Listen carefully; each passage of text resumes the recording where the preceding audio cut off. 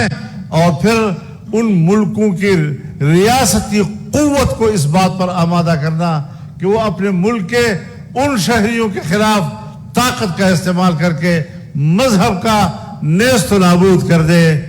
جمعیت علماء اسلام نے یہ فیصلہ کیا کہ نہیں، مذہب ہمارا امن کی بات کرتا ہے، میرا مذہب امن کی بات کرتا ہے، انسانی حقوق کی بات کرتا ہے، جان مال اور عزت و آبرو اور اس سے وابستہ حقوق کی بات کرتا ہے، اور دنیا بھر میں جو قوانین بنتے ہیں وہ اسی انسانی حقوق کے تحفظ کے لیے بنتے ہیں.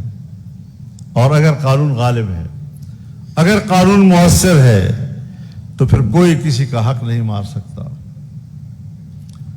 کوئی کسی کو ناروا قتل نہیں کر سکتا، کوئی کسی کے گھر پہ قبضہ نہیں کر سکتا، کوئی کسی کے زمین پر قبضہ نہیں کر سکتا، کوئی کسی کی عزت و ناموس کو بری نظر سے نہیں دیکھ سکتا. ایک محفوظ معاشرہ جس کے حقوق محفوظ ہو، جن کی عزت محفوظ ہو، ہم نے پاکستان میں یہی روش اختیار کی. آج پورے ملک کے تمام مکاتب فکر کے علماء، تمام مکاتب فکر کے دینی مدارس اور وفاق المدارس العربیہ پاکستان فعال ہے، متحرک ہے، اور اس کے ماحول میں تعلیم کا سلسلہ جاری ہے، قرآن و سنت کے علوم جاری ہیں. اور آپ آئے ہمارے پاس، آپ آئے، آپ نے ہمارے ساتھ بات چیت کی، آپ نے ہمارے سلیبس پر ہم سے بات چیت کی، اور آپ نے کہا آپ کا سلیبس ٹھیک ہے. آپ نے مدارس کے تنظیم اور اس کے نظام پر بات کی، اور آپ نے کہا آپ کے مدارس کا نظام بھی ٹھیک ہے. آپ نے ہمارے مدارس کے مالیاتی نظام پر بات کی، اور بالآخر آپ نے یہ تسلیم کر لیا کہ آپ کا مالیاتی نظام بھی ٹھیک ہے. یہ 2004 کے دسمبر تک ہم مذاکرات کرتے رہے، اور ان مذاکرات کے نتیجے میں اتفاق رائے ہوا، اور 2005 کے جنوری یا فروری میں دونوں طرف سے اس پر دستخط ہو گئے. جب معاہدہ ہو گیا اور آپ نے ہمارے نصاب کو بھی جائز تسلیم کیا، آپ نے ہمارے مدرسے کے نظم و نسق کو بھی جائز تسلیم کیا، آپ نے ہمارے مالیاتی نظام کو بھی جائز تسلیم کیا، پھر اس وقت سے لے کر آج تک مدارس کے رجسٹریشن کیوں نہیں ہو رہی، مدارس کے اکاؤنٹ کیوں بند ہے؟ اس کا معنی یہ ہے کہ آپ مسئلے کا حل نہیں چاہتے. آپ کسی طرح چاہتے ہیں کہ مدارس اشتعال میں آئے، سڑکوں پہ آئے، نوجوان کو اشتعال ملے، وہ بندوق کی طرف جائے، اور پھر ریاست بندوق کی طاقت کو طاقت کے ساتھ مارنے کے لیے اس کو کوئی جواز مہیا ہو سکے. ہم نے آپ کو جواز مہیا نہیں کیا. ہم نے اس ملک کو پرامن ملک بنانے کی کوشش کی. تاہم ایک گروہ ضرور ہے جو پہاڑوں میں چلا گیا، جو بندوق لے کر کھڑا ہو گیا، لیکن وہ بندوق اٹھا کر جب افغانستان جا رہا تھا تو آپ نے افغانستان جانے کے لیے اس کا راستہ روکا. آپ امریکہ کے اتحادی بھی بنے، آپ نے ہوائی اڈے بھی دیے، فضائیں بھی ان کو دی، یہاں سے جہاز بھی اڑتے ہیں، ان فضاؤں سے گزر کر وہاں پر بمباری بھی کرتے ہیں، اور دوسری طرف اس جنگ میں شریک ہونے کے لیے پاکستانی مجاہد بھی جا رہا ہے، اور تم بھی اس کو تھپکی دے رہے ہو کہ آپ مجاہد ہیں. اور پھر انہی حالات میں ان کے ساتھ مصالحت کرنے کے لیے میں نہیں گیا ہوں، ان کے ساتھ مفاہمت کرنے کے لیے میں نے افغانستان کا سفر نہیں کیا، میں نے دو ملکوں کے درمیان معاملات ٹھیک کرنے کے لیے سفر کیا. لیکن طالبان کے ساتھ بات کرنے کے لیے میرے ملک کے ISI کا چیف کیا ہے، اور اس نے وہاں پر ان سے کیا باتیں کی ہیں کچھ مجھے معلوم بھی ہے.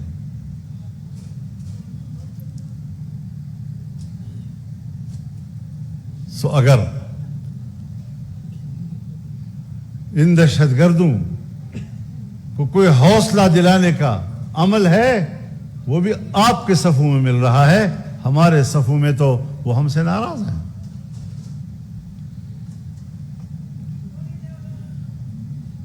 آپ اپنے شہداء کی بات کرتے ہیں. مجھے سکھاتے ہو شہید کس کو کہتے ہیں؟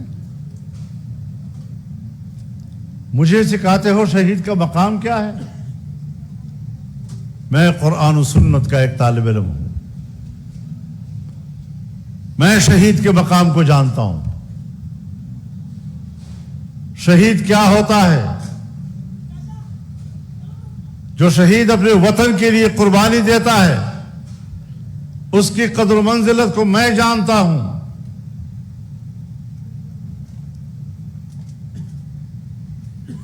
آپ مجھے اس کی قدر و منزلت نہ سمجھائیں. میں تمہیں جانتا ہوں کہ تمہارے نظر میں اپنے شہید کی کیا قدر و قیمت ہے. کیا بتا سکتے ہو؟ آج تک قوم کو تم نے بتایا کہ کارگل میں آپ کے کتنے جوان شہید ہوئے اور آپ نے وہاں سے کتنے شہداء کے جنازے وصول کیے؟ ذرا بتاؤ تو صحیح. تم نے اپنے شہداؤں کو ہندوؤں کے سپرد کیا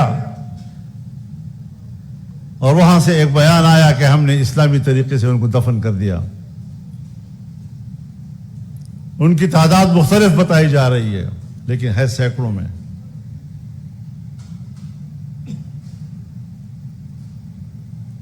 تم اپنے شہداء کے جنازے وصول کرنے کے لیے تیار نہیں ہو. تم نے اپنے جنازے ہندوؤں کے حوالے کیے. کرنل شیر خان اگر ہمیں ملا ہندوستان کے اصرار کے بعد ہم نے ان کا جنازہ وصول کیا ہے.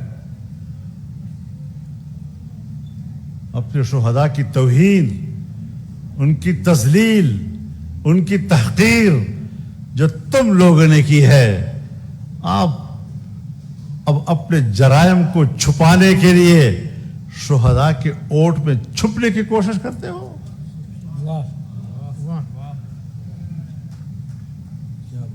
ہم نے کوئی غلط بات نہیں کی. پاکستان ایک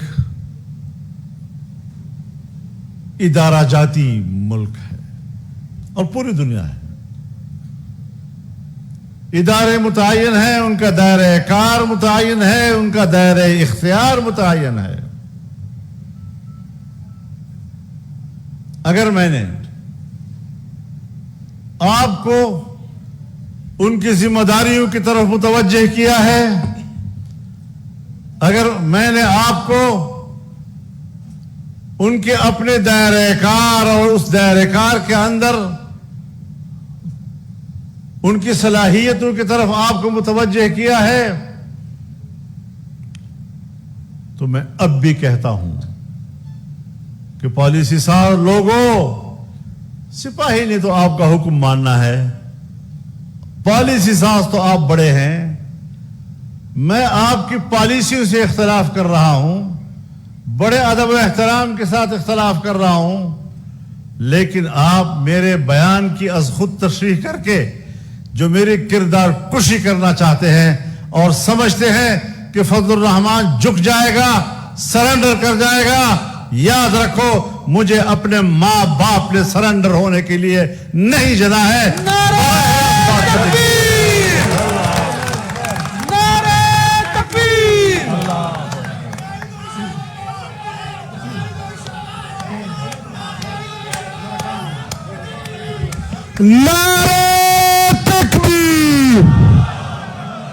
قاعدہ اشارہ کوا، قاعدہ اشارہ کوا. آئین کا پاسبان، مظلوموں کا ترجمان، وکلا کا ترجمان، اور میں نے آپ کو اپنی ذمہ داریوں تک محدود رہنے کی بات کی ہے، اور یہ میں نے پہلی مرتبہ نہیں کی ہے، یہ تو پارلیمنٹ میں اور عام جلسوں میں نے بار بار کی ہے۔ قصور والی بات قصوروار ٹھہری۔ اور آپ کو عجیب بات بتاؤں، وہ کلا حضرات ذرا اس پر بھی غور کریں کہ 48 گھنٹے کے بعد ان کو پتہ چلا کہ میں نے یہ بات کہی ہے۔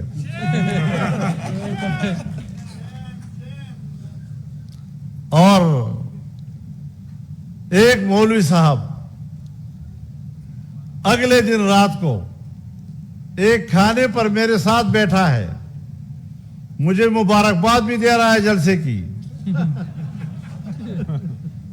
اور اگلے دن رو رہا ہے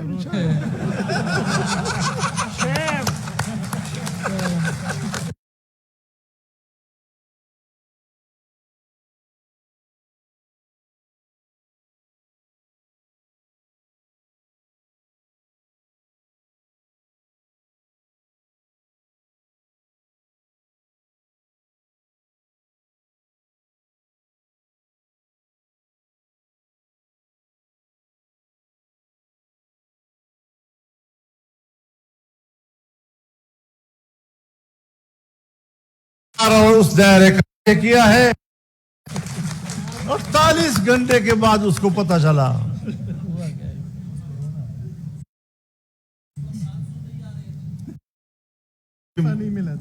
ماتم ہو رہا تھا محرم کا، تو کوئی انگریز آیا ہوا تھا، تو اس نے جب یہ منظر دیکھا تو پوچھا کہ بھئی یہ لوگ اپنے آپ کو کیوں مار رہے ہیں؟ تو انہوں نے کہا کہ یہ تو حضرت امام حسین کی شہادت پر غم کا اظہار کر رہے ہیں۔ انہوں نے کہا کہ ان کا بڑا اتنا امام شہید ہوا ہے اور یہ اس پر غم کا اظہار کر رہے ہیں، تو آئیے ہم بھی شامل ہو جائیں۔ تو اس نے کہا نہیں، یہ 1400 سال پہلے شہید ہوا تھا۔ تو یہ ہوتی ہے بدنیتی، اور مجھے افسوس یہ ہے کہ میرے خلاف بدنیتی پر مبنی ایک جملے کی غلط تشریح کر کے قوم کو گمراہ کرنے کی کوشش کی گئی، عوام کو گمراہ کرنے کی کوشش کی گئی، اور شہادت کی گئی۔ میں ان کو بتانا چاہتا ہوں کہ صرف ہم ہیں، الحمدللہ صرف ہم ہیں جنہوں نے ایک سے زیادہ مرتبہ جلسے میں یہ بات کہی ہے کہ اگر میری فوج پر خدا سخت وقت نہ لائے، میرے ملک پر خدا برا، اپنے فقیروں کو اپنے ساتھ مورچے میں شانہ بشانہ لے جائیں گے۔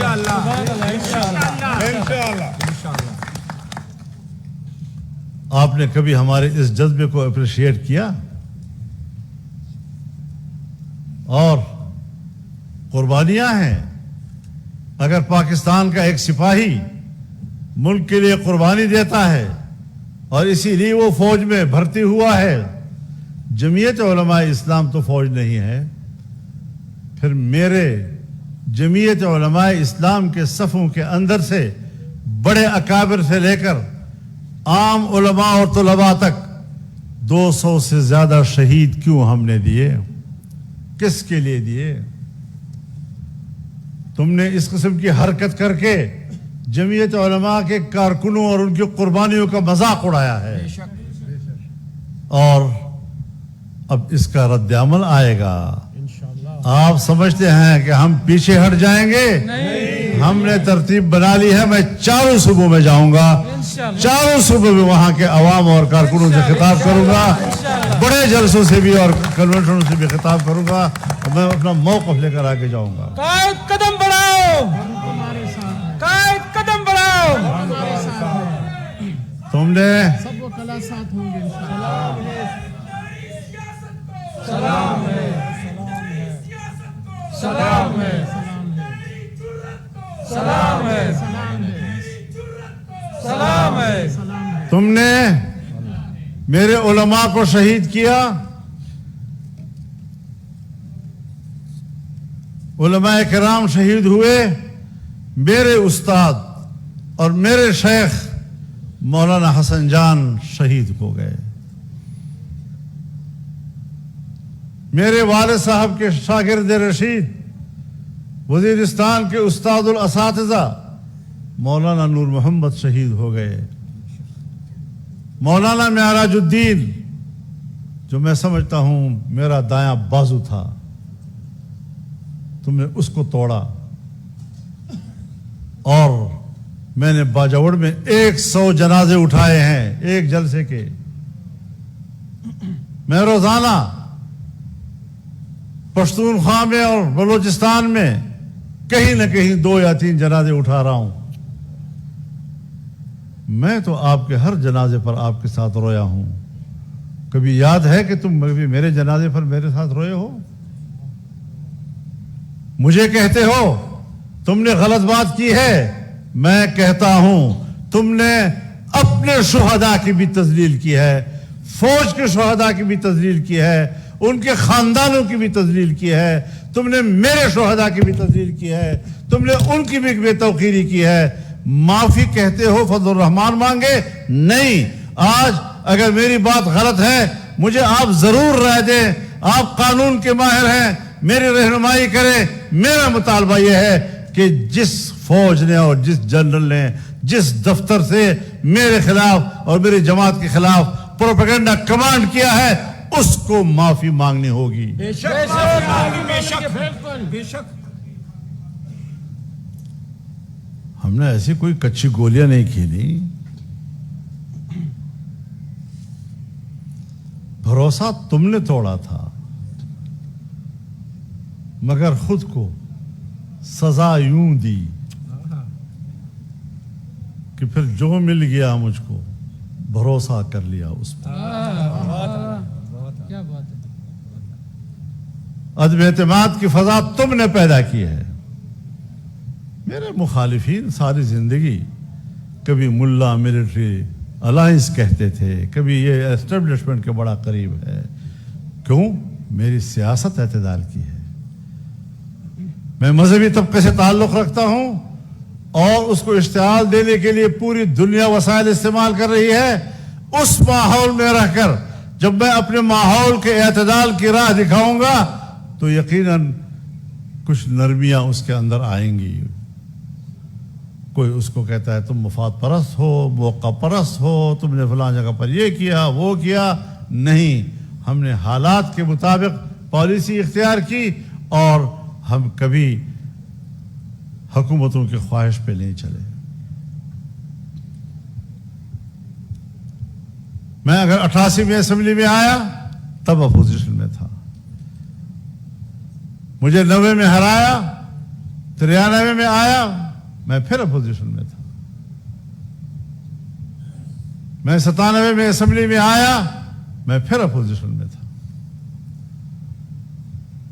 تم نے میرے خلاف اس وقت بھی گندے پروپیگنڈے کیے، غلیظ ترین پروپیگنڈے کیے. کبھی کہا ڈیزل پرمٹ خریدے ہیں. بھئی ڈیزل پرمٹ اگر میں نے لیا ہے تو دستاویز ہوگا نا. پرمٹ کے معنی دستاویز. 2003-04 میں آپ نے میرے خلاف یہ پروپیگنڈا کیا. آج 2026 ہے، کہیں کوئی اس کا ریکارڈ کا کوئی پرزہ تمہیں آج تک مل رہا ہے؟ پلازے لے لیے ہیں، فیکٹریاں بنا لی ہیں، دبئی میں ہوٹل بنا لیے ہیں، 80,000 کی لسی پی لیا. 2 دن میں ہوٹل میں ٹھہرا ہوں، 80,000 کی لسی پی دی ہوئی. شرم بھی نہیں آتی اس قسم کی گفتگو کرتے ہوئے. اور پھر ایک وقت آیا جب اسٹیبلشمنٹ کے ایک اہم شخصیت نے مجھے پیغام بھیجا کہ میں ملنا چاہتا ہوں. میں نے انکار کر دیا. نوابزادہ نصر اللہ خان مرحوم بیچ میں آئے اور مجھے کہا کہ جی آپ کو بات کر لینی چاہیے.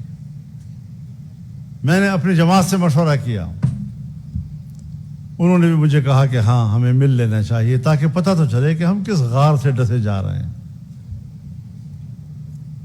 ان ملاقاتوں میں جب میں نے اپنی شکایت ان کے سامنے رکھی اور میں نے ان کو چیلنج کیا کہ اللہ تمہیں دیکھ رہا ہے، اللہ تمہیں سن رہا ہے، میں بھی بیٹھا ہوں، تم بھی بیٹھے ہو، اگر میرے ہاتھ کے یا میرے ماحول کے اندر کوئی ایسے غلط کام ہوا ہو، کوئی ایسے غلط مفادات میں نے حاصل کی ہوں، تو اللہ کے لیے کم از کم مجھے واضح طور پر بتا دو کہ فضل الرحمان آپ کے اندر یہ نقص ہے۔ اس اعلیٰ ترین افسر نے سر جھکایا، پھر سر اٹھایا، پھر کہا مولانا کوئی ایسی بات نہیں ہے، قطعاً کوئی ایسی بات نہیں ہے۔ تو میں نے کہا پھر میری کردار کشی کیوں کی تم نے؟ کیوں غلط باتیں کی میرے بارے تم نے؟ جواب سنیے ذرا وکلاء حضرات، میں کنسرن کوارٹرز کو ہدایات دے دوں گا، انشاءاللہ آئندہ ایسا نہیں ہوگا۔ This was the response of that very important personality. ماشاءاللہ میں کنسرن کوارٹرز کو ہدایات دے دوں گا، آئندہ ایسا نہیں ہوگا۔ تو میں نے کہا جی آپ نے تو کہہ دیا کہ ہم نے جو بولا جھوٹ بولا، غلط بولا، اور آئندہ میں ہدایات دے دوں گا، ایسا نہیں ہوگا، لیکن میرا دعویٰ تو اپنی جگہ برقرار ہے کہ تم نے الیکشن میں دھاندلی کرائی ہے، بالکل، اور حکمران جو بھی بنے گا دھاندلی سے بنے گا۔ سو آج میرا سوال یہ ہے کہ دھاندلیوں سے بنی ہوئی حکومت ہمیں قبول نہیں ہے۔ تم کس بات میں لوگوں کو الجھا رہے ہو؟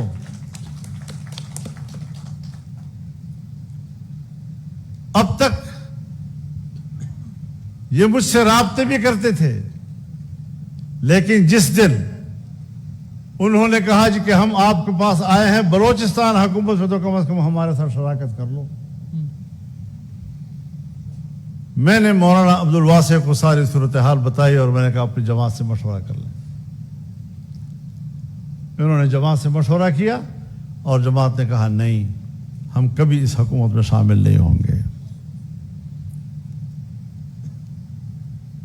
ہمیں کہا گیا کہ آپ صوبہ خیبر پختونخوا میں حکومت بنائیں، یعنی پی ٹی آئی کا حکومت ختم کریں اور دوسری حکومت بنائیں۔ میں نے کہا بنتی نہیں ہے، اپوزیشن کے کل 53 اراکین ہیں، آپ ہمیں مہیا کر کے دیں گے تو ان مہیا کیے گئے ممبروں کے سہارے میں حکومت بناؤں گا، لوٹوں کے ذریعے میں حکومت بناؤں گا؟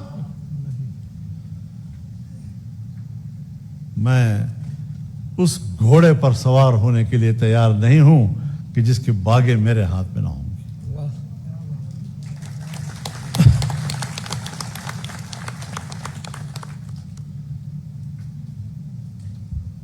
تو میرے محترم دوستو، مسئلہ یہ ہے کہ میری تقریر اول سے آخر تک آپ قوم کو کیوں نہیں سناتے؟ میری پارلیمنٹ کی تقریر آپ قوم کو کیوں نہیں سنا رہے؟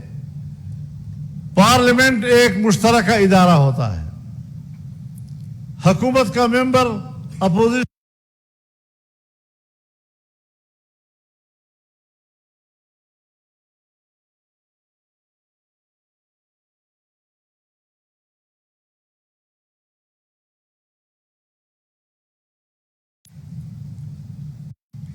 کے کل 53 اراکین ہیں، آپ ہمیں مہیا کر کے تیار نہیں ہوں۔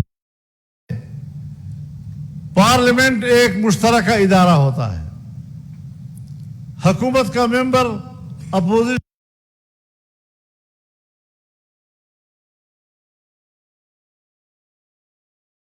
کا ممبر، یہ کلی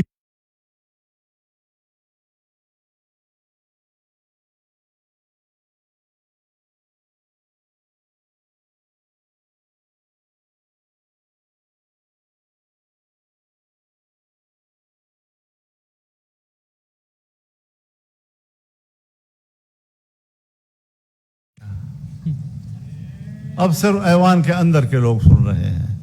تو میں نے کہا یہ تو میں نے آپ سے کہا تھا نا کہ آپ ایک ان کیمرہ اجلاس تو بلائیں تاکہ ہم دیکھیں کہ پاکستان کہاں کھڑا ہے۔